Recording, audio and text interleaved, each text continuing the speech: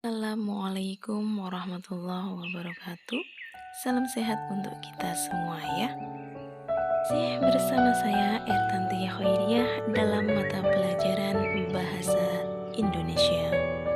Kalian masih ingatkan dengan pengertian teks deskripsi bahwasanya teks deskripsi yaitu penggambaran suatu objek, tempat, atau peristiwa tertentu sehingga pembaca seolah-olah bisa merasakan, melihat, mencium, dan mendengar.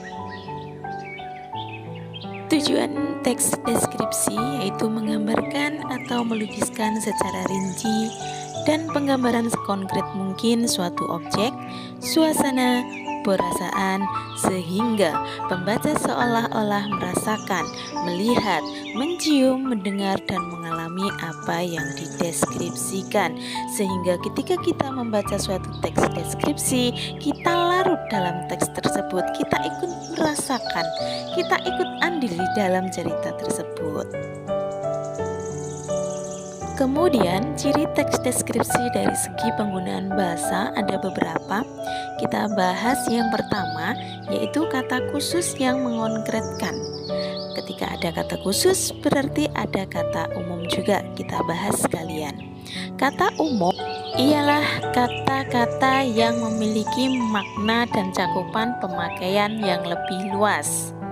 Jadi cakupan maknanya itu lebih luas. Kalau kata khusus ialah kata-kata yang ruang lingkup dan cakupan maknanya lebih sempit. Contohnya, kata umum dari melihat.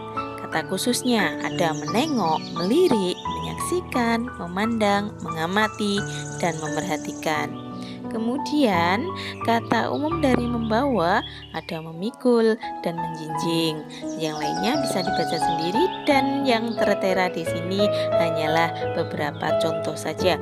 Masih banyak kata umum dan kata khusus sehingga kalian bisa mengeksplor sendiri. Ciri yang kedua yaitu kalimat perincian. Bahwasanya kalimat perincian yaitu kalimat yang mengandung perincian. Nah, menurut Tukan, jika perincian dalam bentuk kalimat, maka setelah penanda hubungan rincian diberi tanda titik. Jika rinciannya dalam bentuk kata atau frase, kemudian setelah penanda hubungan sampel atau detail diberi tanda titik dua. Contohnya, ibuku orang yang sangat baik. Dia berusaha menolong semua orang. Dia ramah dan tutur katanya lembut kepada siapa saja. Nah, di sini sebuah kalimat. Kalimat perinciannya yang mana? Yaitu kalimat kedua dan ketiga. Bahwasanya dia berusaha menolong semua orang, dia ramah dan tutur katanya lemah lembut kepada siapa saja. Itu adalah kalimat yang merincikan bahwa ibu itu orang yang sangat baik dan seterusnya. Ciri yang selanjutnya yaitu kata sifat. Kata sifat itu merupakan kata yang dipakai untuk menjelaskan sifat atau kondisi suatu hal, baik pada makhluk hidup, benda mati, tempat, waktu, dan lain-lain. Pada suatu kalimat, kata sifat ini biasa dipakai untuk menerangkan kondisi subjek atau objek kalimat tersebut. Contohnya, ruang kelas tertata. Dan yang terakhir yaitu majas. Majas adalah sebuah istilah dalam bahasa Indonesia untuk gaya bahasa yang membentuk sebuah kalimat yang bertujuan untuk memberikan kesan dan maksud tersirat dalam kalimat tersebut. Majas yang biasanya dipakai dalam teks deskripsi itu majas personifikasi dan majas asosiasi, di mana majas personifikasi adalah majas yang melekatkan sifat-sifat insani atau manusiawi pada suatu benda mati, seolah-olah memiliki sifat seperti benda hidup. Contohnya,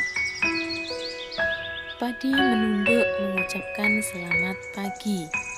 Nah, jadi padi itu kan bukan manusia, sehingga diibaratkan mempunyai sifat manusiawi dengan mengucapkan selamat pagi. Di malam itu bulan mengintip di balik awan, ranting-ranting ikut menari mengikuti alunan gendang dan sebagainya, masih banyak lagi. Kemudian majas asosiasi termasuk dalam kategori majas perbandingan. Majas asosiasi sendiri adalah perbandingan dua hal yang pada hakikatnya berbeda tetapi sengaja dianggap sama. Biasanya ditandai dengan kata bagai, bagaikan, seumpama, seperti, dan laksana. Contohnya, tatapanmu seperti macan Asia, langkah kakimu seumpama gajah berlari, wajahmu laksana sinar mentari. Jadi sangat cerah gitu ya. Jadi diumpamakan begitu untuk majas asosiasi. Sekian penjelasan dari saya untuk materi hari ini. Jika dirasa masih bingung, silahkan ditanyakan melalui WhatsApp atau Google Classroom. Silahkan ditanyakan saja. Nah, anak-anakku tetap jaga kesehatan ya. Kurang lebihnya saya mohon maaf. Saya akhiri.